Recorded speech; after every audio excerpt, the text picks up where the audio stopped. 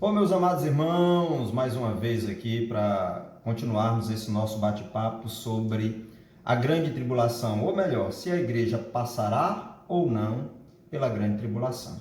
Eu gostaria de ler um texto das Sagradas Escrituras, que é uma das principais bases que nós assembleanos usamos para respaldar esse nosso argumento. É o que se encontra em 1 aos Tessalonicenses, capítulo de número 1, versículo de número 10. O texto sagrado diz assim: E esperar dos céus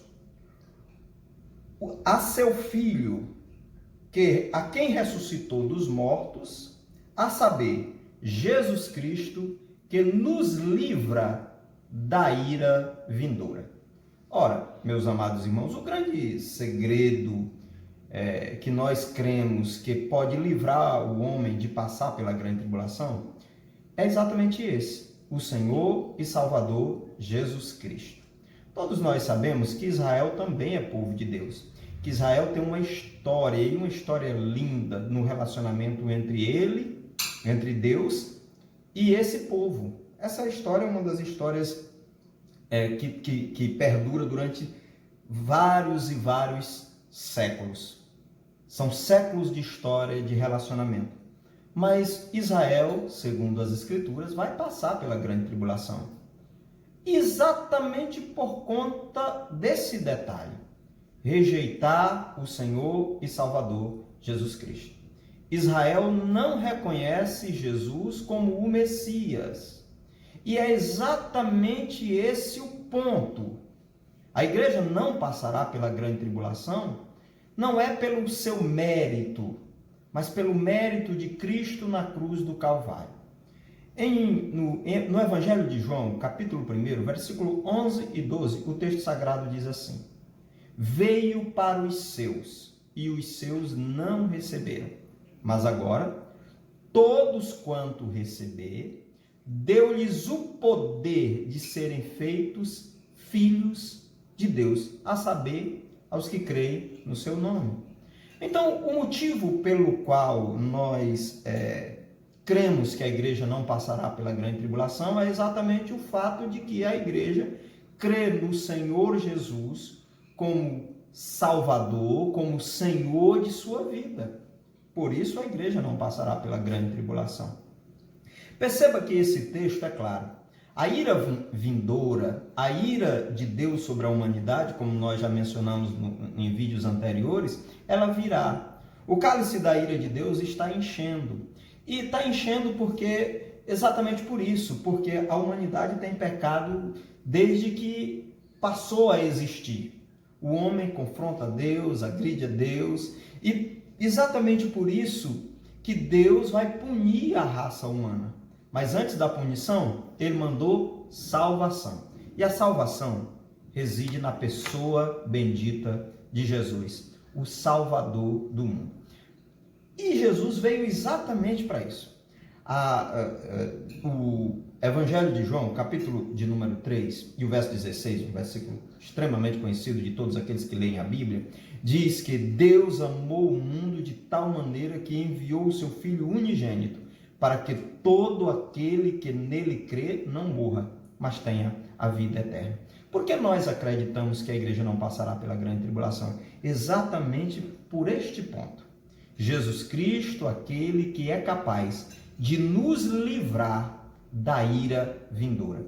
Esse dia da ira, ou o dia do Senhor, ou o dia da ira de Deus sobre a humanidade, ele é falado desde o Antigo Testamento.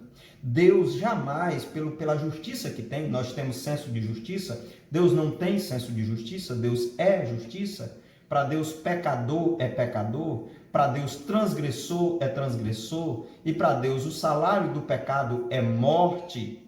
Então, Deus, em um determinado momento da história, e a história até traz sinais a respeito desse ponto escatológico, né? Não existe sinais de arrebatamento, porque o arrebatamento é algo eminente, né? Existem sinais históricos ou escatológicos, né? E aí o arrebatamento se encaixa dentro desse perfil aí, tá? Mas o arrebatamento será algo eminente, como um abrir e fechar de olhos, como um relâmpago que sai do Oriente e se mostra no Ocidente. Enfim, assim será a vinda do Filho do Homem. Como foram nos dias de Noé, estavam todos, casavam, bebiam e davam-se em casamento, até que veio o dilúvio e os apanhou a todos de surpresa. Então o arrebatamento se dará nesse contexto.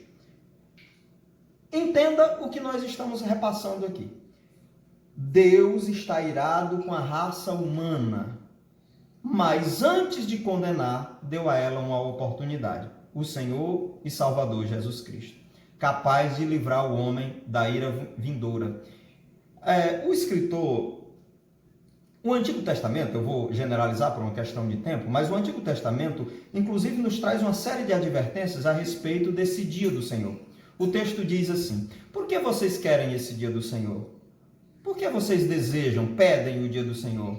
Será um dia de trevas e não um dia de luz. A igreja não pode desejar ou querer passar por isso, almejar esse momento. Não, esse vai ser um momento de que o cálice da ira de Deus será derramado sobre toda a humanidade.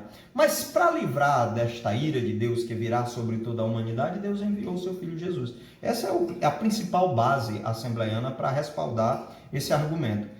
Ele enviou o seu Filho Jesus com poder para nos livrar da ira vindoura, para que todo aquele que nele crê não pereça, mas tenha a vida eterna. Para que todo aquele que tenha fidelidade em Cristo, e a fidelidade é em Cristo, porque sem Cristo até as nossas justiças, diz a Bíblia, se tornam trapos de imundície.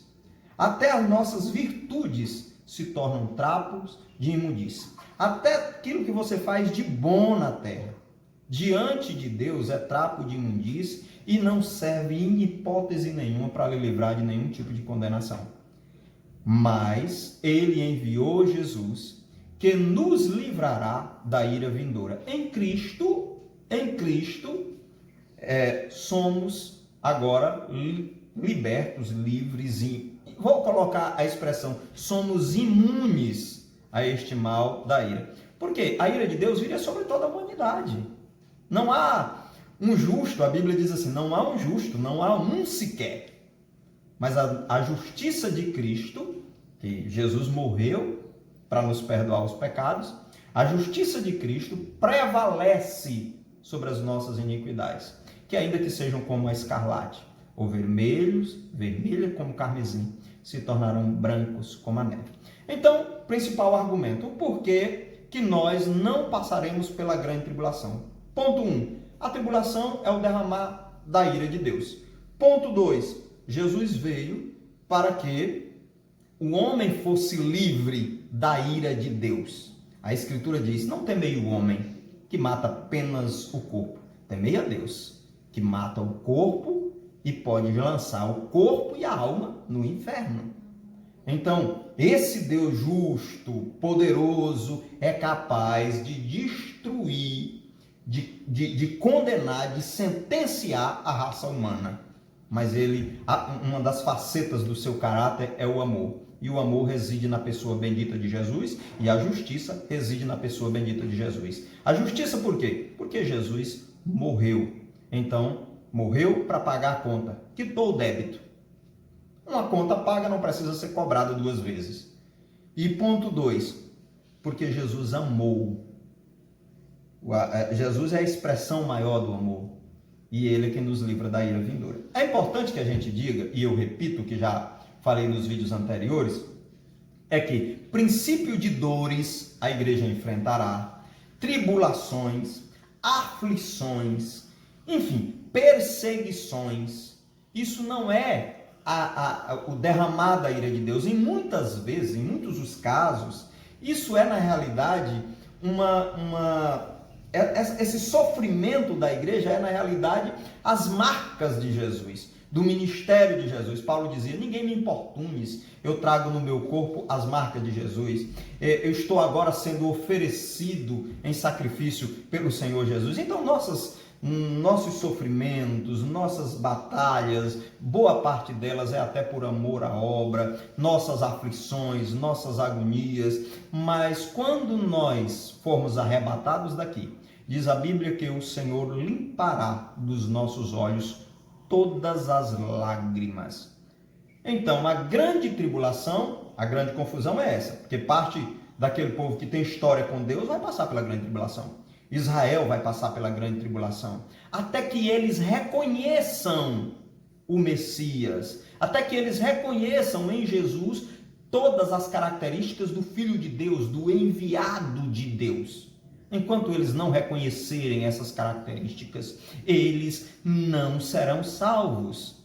É exatamente por isso que eles passarão pela grande tribulação. E no auge da grande tribulação, em que eles correrão para os montes das oliveiras, reconhecendo que Jesus Cristo é o Senhor, a tribulação termina.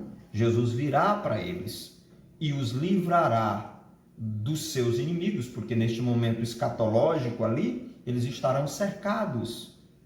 Mas a igreja não precisa passar por isso. E não precisa passar por isso por quê? Ponto 1 e definitivo: Jesus Cristo, aquele que é capaz de nos livrar da ira vindoura. Quem tem Cristo, tem a vida. Quem não tem o Filho, não tem nada. Que Deus te abençoe, que Deus te guarde e que Deus te faça prosperar.